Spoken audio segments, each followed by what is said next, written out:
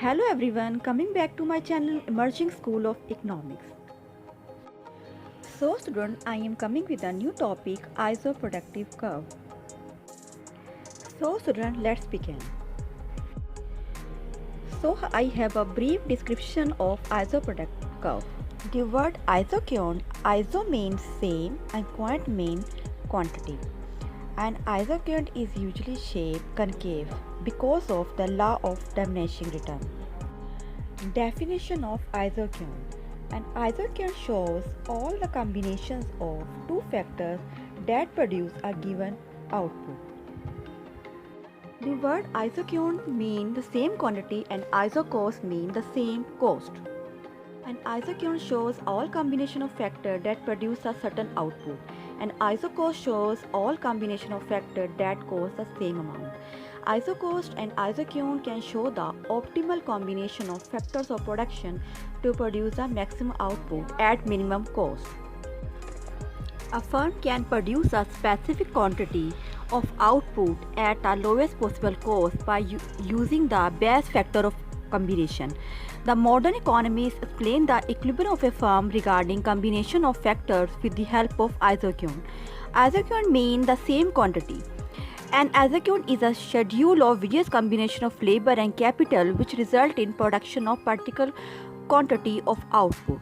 Each point of an isocount represents a different combination of input that are capable of producing the same quantity of output. When all the combinations are equally preferred by the producer, they are called isoproduct curve. Isocount curves or equal product curves, it can be explained by the following schedule.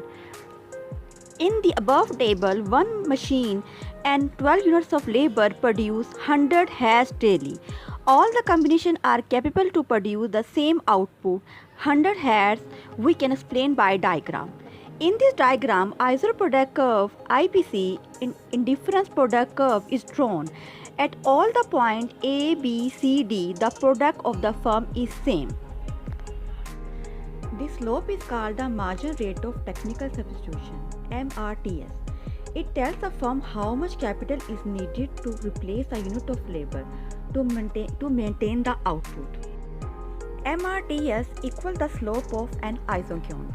Isocount curves are also known as equal product or isoproduct or production indifference curve.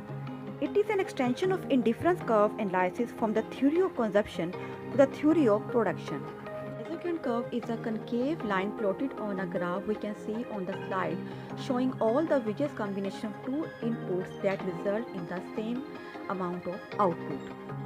We have some characteristics of isoproduct curve. The isoproduct curves are negative slope because these explain the rate of technical substitution. The isoproduct curve do not intersect. These curves specify the numerical value of output. These are convex because production factors are perfect substitute of each other. So student, you learn more from this lesson. Keep watching my channel.